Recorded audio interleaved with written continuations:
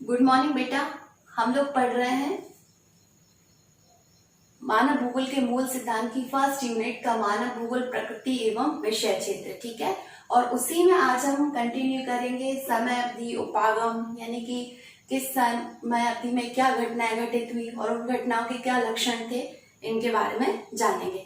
साथ में मैं आपको बताना चाहती हूँ बेटा कि आपका जो ये फर्स्ट यूनिट है मानव भूगोल, ठीक है, प्रकृति एवं विषय क्षेत्र, इसके क्वेश्चन आंसर्स की लिंक जो है वो यूट्यूब के डिस्क्रिप्शन बॉक्स है, उसमें आपको मिल जाएगी। ठीक है, तो आप उसमें से देखकर सारे क्वेश्चन आंसर अपनी फेयर कॉपी में नोट कर लीजिएगा।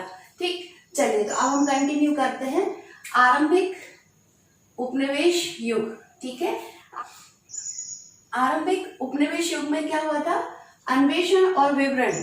ठीक है, बहुत सारे जो विदेशी यात्री थे उन्होंने सबसे पहले क्या किया? साम्राज्य और व्यापारिक रुचियों, ठीक है, अपने साम्राज्य को बढ़ाने के लिए, व्यापार करने के लिए उन्होंने खोजों और अन्वेषणों को प्रोत्साहित किया, यानी कि वो खोज के लिए एक देश से दूसरे देश में निकल गए। ठीक, उन्होंने यात्रा और भ्रमण में जो देखा उन्हें अपनी किताबों में भी लिखा और उनका विवरण किया। जैसे हम बात करें कोलंबस की, कोलंबस जो है उसने अमेरिका की खोज की। ठीक है, फिर आगे चलकर उन्होंने अमेरिका में अपने साम्राज्य विस्तार के लिए अपने उपनिवेश बनाए। आगे चलकर अंग्रेज भी वहां पहुंच गए और अंग्रेजों ने कई सालों तक अमेरिका को अपना गुलाम बना के रखा। फिर हम बात करते हैं भारत की। पुर्तगाली वास्को डी गामा जो है वो भी भारत आया। ठीक है, उसके बाद डच भारत आए, उसके बाद अंग्रेज भारत आए और कई सालों तक जो है हम अंग्रेजों के गुलाम बने रहे। फिर फ्रांसीसी आए, फ्रांसीसियों ने भी भारत में अपनी व्यापारिक कोठियां बसाई। तो इस तरह से जो शुरुआत थी, ठीक है, उन्होंने उपनिवेश बनाया, अपना व्यापार बढ़ाया, ये सब किया। ठीक, उसके बाद आता है उपनिवेश, उत्तर उपनिवेश युग। ठीक है, यहाँ पर उत्तर भी आ जाएगा। तो उत्तर उपनिवेश युग में क्या हुआ? प्रादेशिक विश्लेषण। आगे चलकर इन्होंने खोजें की, फिर उन प्रदेशों का विश्लेषण किया। देख लेते हैं, प्रदेशों के पक्षों के विस्तृत वर्णन किए। उन्होंने क्या किया? पृथ्वी को उसकी बनावट, जलवायु और अन्य विशेषताओं के आधार पर कई छोटे छोटे भागों में बांट दिया। ठीक है, जैसे इस तरह से देखा कि पृथ्वी में अलग अलग विशेषताएं हैं हर जगह में। जैसे मरुस्थलीय क्षेत्र है, ठीक है, उसको मरुस्थलीय प्रदेश नाम दे दिया, टुंड्रा प्रदेश नाम दे दिया, टैगा प्रदेश नाम दे दिया। इसलिए ऐसे उन्होंने भौगोलिक विशेषताओं के आधार पर पृथ्वी को प्रदेशों में बांट दिया। ठीक है, ताकि पूरी पृथ्वी को समझने में भी मदद मिलेगी। ठीक है, पृथ्वी को भी आसानी से समझने में मदद मिलने लगी आगे चल के। फिर उन्होंने क्या? आगे अंतर युद्ध अवधि के बीच और 1930 का दशक, ठीक है, ये जो समय अवधि रही है, उसके बाद ये जो घटना है क्षेत्रीय विभेदन की, ये 1945 यानी कि द्वितीय विश्व युद्ध के बाद की घटनाएं इसमें अधिक सम्मिलित है।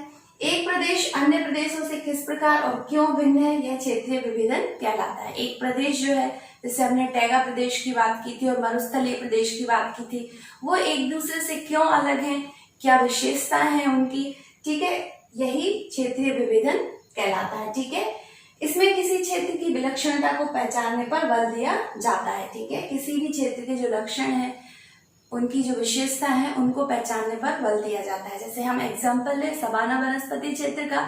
सवाना वनस्पति क्षेत्र में जो घास है वो अन्य घासों से अलग है, वो उसकी मिट्टी वनस्पति के कारण उसे अन्य क्षेत्रों से अलग करती है। ठीक है, तो सवाना वनस्पति क्षेत्र के आसपास का जो भी क्षेत्र होगा वो इससे बिल्कुल भिन्न होगा। ठीक है, तो ये होता है क्षेत्रीय विभेदन। ठीक है, क्षेत्रीय विभेदन की जो संकल्पना है वो 6वीं शताब्दी ईसा पूर्व में हिकेटियस ने सबसे पहले शुरू की थी। ठीक है, तो इसकी शुरुआत किसने की थी? हिकेटियस ने, और उसको आगे बढ़ाने का योगदान जो है वो स्ट्रैबो को जाता है। ठीक है, चलिए अब नेक्स्ट पॉइंट देख लेते हैं। 1950 के दशक के अंत से 1960 के दशक के अंत तक, ठीक है, ये टाइम पीरियड रहा था। और उपागम क्या था? स्थानिक संगठन। इसमें कंप्यूटर और परिष्कृत सांख्यिकी विधियों का प्रयोग किया जाने लगा। ठीक है, स्थानीय संगठन में क्या हुआ था कि जो लोग जहाँ रहते हैं उस वातावरण में वो कैसे समायोजन करते हैं, इन सब चीजों का अध्ययन किया जा रहा था। ठीक है, जैसे हम फॉर एग्जाम्पल टुंड्रा प्रदेश के निवासियों का एग्जाम्पल ले सकते हैं, ठीक, कि वो कैसे बर्फीले क्षेत्रों में रहते हैं, क्या खाते हैं, ठीक है, इग्लू बनाकर अपना उसके अंदर सोते हैं। ठीक, ऐसी छोटी छोटी जो उनकी कंडीशंस थी उनमें वो कैसे समायोजित होकर रह रहे हैं, इन सबका अध्ययन स्थानिक संगठन में किया गया था। इस व्यवस्था को विभिन्न मानवीय क्रियाओं के मानचित्र योग्य प्रतिरूपों की पहचान करना इसका मुख्य उद्देश्य था।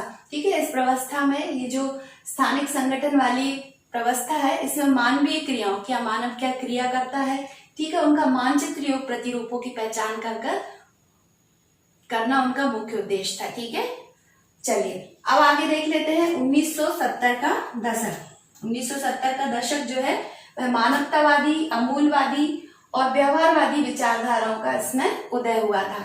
सबसे पहले देख लेते हैं मानवतावादी विचारधारा। मानवतावादी विचारधारा में लोगों के यानी कि मानव के सामाजिक कल्याण पर ध्यान दिया गया था। ठीक है, जैसे उनकी शिक्षा, उनका स्वास्थ्य, रहन सहन, खान पान, जो उनकी बेसिक नीड्स हैं वो पूरी हो रही हैं या नहीं हो रही हैं, इन पर बल दिया गया था। उसके बाद आती है अमूलवादी विचारधारा। अमूलवादी विचारधारा जो है वो सामाजिक असमानताओं को दूर करने के लिए बनी थी। ठीक है, इसके प्रवर्तक कार्ल मार्क्स हैं और उन्होंने निर्धन वर्ग और पूंजीपति वर्ग के बीच में जो खाई है उसको कम करने की कोशिश की थी। ठीक है, उनका मानना था कि निर्धन और जो पूंजीवादी वर्ग है वो नहीं होना चाहिए, जातिवाद नहीं होना चाहिए, लोगों में असमानता नहीं होना चाहिए, लिंगात्मक भेदभाव नहीं होना चाहिए। ठीक है, कुल मिलाकर वह एक अच्छे समाज की रचना करना चाहते थे। ठीक है, तो मानवतावादी में हमें ध्यान रखना है कि लोगों के कल्याण पर ध्यान दिया गया था और अमूलवादी में सामाजिक असमानता को दूर करने पर बल दिया गया था। उसके बाद आती है व्यवहारवादी विचारधारा। ठीक है, यह राजनीतिक अध्ययन से संबंधित थी। ठीक है, देखिए इसमें कीवर्ड आप ध्यान रखना, राजनीतिक अध्ययन से संबंधित थी। राजनीतिक अध्ययन को इन्होंने हर चीज से जोड़ा, जैसे अर्थशास्त्र हो, समाजशास्त्र हो, भूगोल हो, सभी विषयों से जोड़कर उसका विस्तृत अध्ययन किया गया। ठीक है, इसके विचारक जो थे वो जेबी वॉटसन थे। ठीक, चलिए अब आता है 1990 का दशक। ठीक है, इसे भूगोल में उत्तर आधुनिक युग कहा गया है। यह बृहद सामान्यीकरण तथा मानवीय दशाओं की व्याख्या करता है। ठीक है, यह मानवीय दशाओं की व्याख्या करता है, साथ में ही सूचना प्रौद्योगिकी पर भी बल दिया गया है। ठीक है, सूचना प्रौद्योगिकी और विज्ञापन विधियों का इसमें अधिक से अधिक उपयोग किया जाने लगा। सूचना प्रौद्योगिकी के बारे में आप सभी लोग जानते हैं, जो मोबाइल है, टीवी है, ठीक है, इनसे आप लोग जो भी ज्ञान ले रहे हैं यही सूचना प्रौद्योगिकी या आईटी इंफॉर्मेशन टेक्नोलॉजी है। ठीक है, इसमें कई सारे बदलाव किए गए। सामान्यीकरण या मानवीय दशा यानी कि आम मानव की जरूरतों पर को ध्यान में रखकर इस विचारधारा को बढ़ाया जा रहा है। ठीक है, तो आज के लिए इतना ही काफी है। धन्यवाद बेटा। एक बार और मैं आपको बता देती हूँ कि जो हमारा फर्स्ट चैप्टर है या फर्स्ट यूनिट मानव भूगोल प्रकृति एवं विषय चित्र, इसके क्वेश्चन आंसर जो है वो एक लिंक में मैंने डिस्क्रिप्शन बॉक्स में भेज दिए हैं, तो आप उस लिंक को ओपन करना और अपना फेयर कॉपी में सारे क्वेश्चन आंसर्स नोट कर लेना। ओके,